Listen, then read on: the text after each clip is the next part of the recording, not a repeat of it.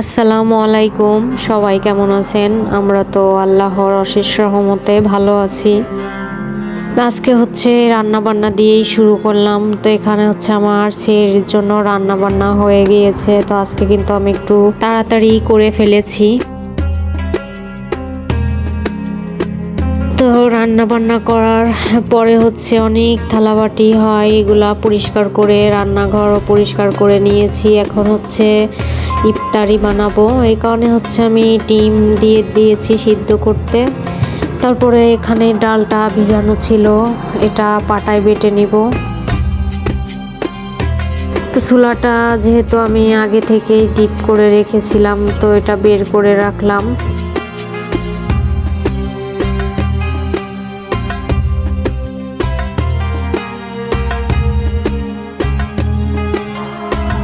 তারপরে হচ্ছে ছোলার জন্য এখানে পেঁয়াজ, তারপরে লং, এলাচ এগুলা দিয়েছি, একটু দারচিনিও দিয়েছি।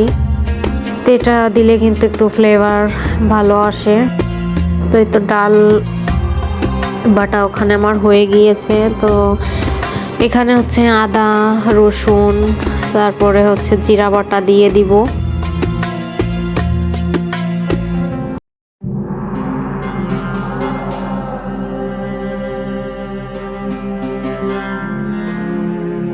তো মশলাটা দিয়ে কিন্তু ভালো করে ভেজে নিতে হবে।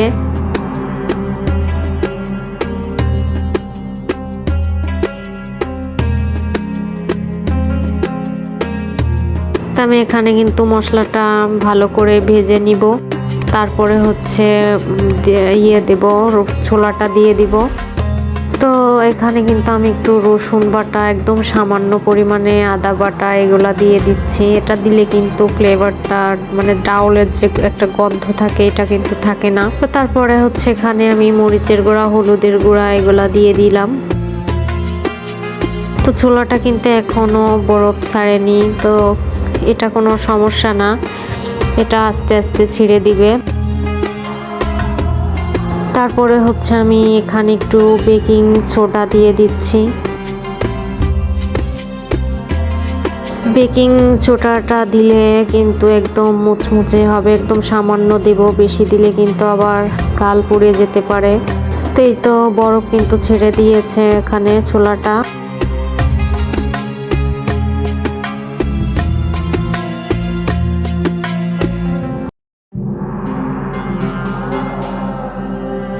তারপরে হচ্ছে আমি এখানে বেগুন নিয়েছি। আমাদের বাড়ি থেকে কিন্তু ভালোই বেগুন পাঠিয়েছিল, তো প্রায় শেষের দিকে। তারপরে আমি এখানে বেসনটা গুলিয়ে নিব। তো এখানেও কিন্তু আমি সামান্য পরিমাণে একটু রসুন, আদা বাটা দিয়ে দিয়েছি। তারপরে মরিচের গুঁড়া, হলুদের গুঁড়া এগুলা দিয়ে দিলাম। তো আমি এটা ভালো করে মেখে নিব।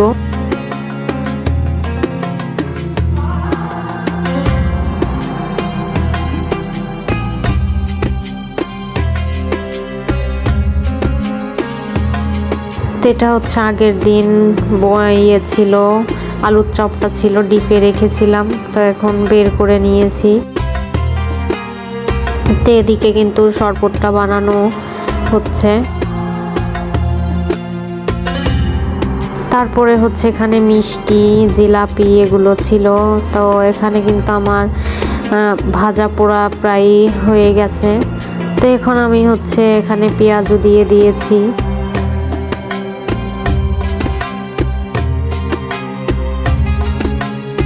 পেঁয়াজগুলো হচ্ছে একদম সুন্দর করে লাল লাল করে ভেজে নিব। পেঁয়াজগুলো কিন্তু একদম মুচমুচে হয়েছে।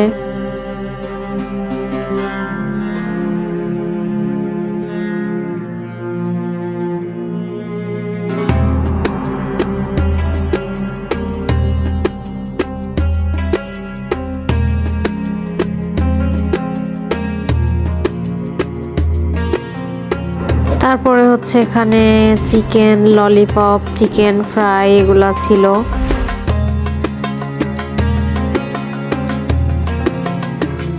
তো এখানে ইফতারি শেষ। তারপরে হচ্ছে আমরা একটু বাহিরে যাচ্ছি, বাহিরে বলতে একটু আড়ঙে যাচ্ছি। কি অবস্থা দেখি, সবাই তো আড়ঙে যাচ্ছে, তো আমরাও একটু যেয়ে দেখি। তো দেখতে থাকুন ভিডিওটা, ভালো লাগলে অবশ্যই কমেন্টের মাধ্যমে জানাতে পারেন, সাবস্ক্রাইব করে আমার পাশে থাকবেন।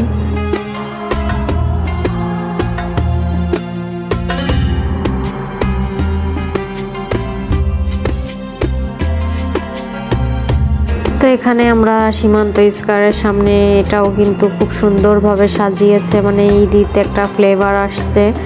তো এই তো আমরা আড়ঙের সামনেই চলে এসেছি। এখানে তো আসা মাত্রই এত পরিমাণে মানুষ, মানে বলার বাহিরে এত পরিমাণে ভিড়, মানে আপনি কিছু কিনবেন সেটারও পরিবেশ নাই।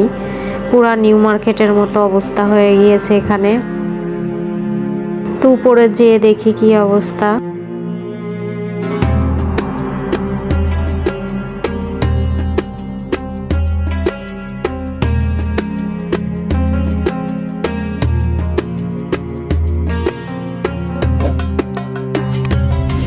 দেখেন কি একটা অবস্থা এখানে, মানে এমন কোনো মানুষ নেই যে না এসেছে।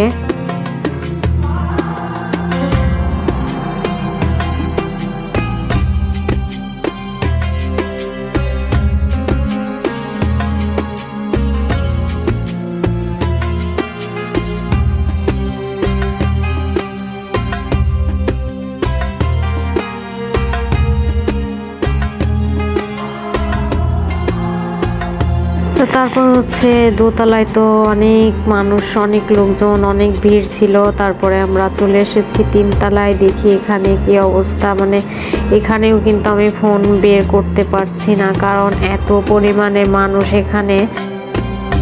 তারপরেও কিছু করার নেই, আজকে কিছু কিনতে পারি না এখান থেকে।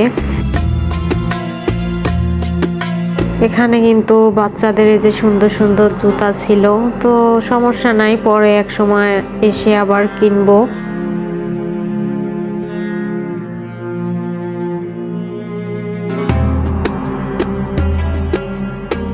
আজকের মতো আমি ভিডিওটা এখানেই শেষ করছি। আল্লাহ হাফেজ।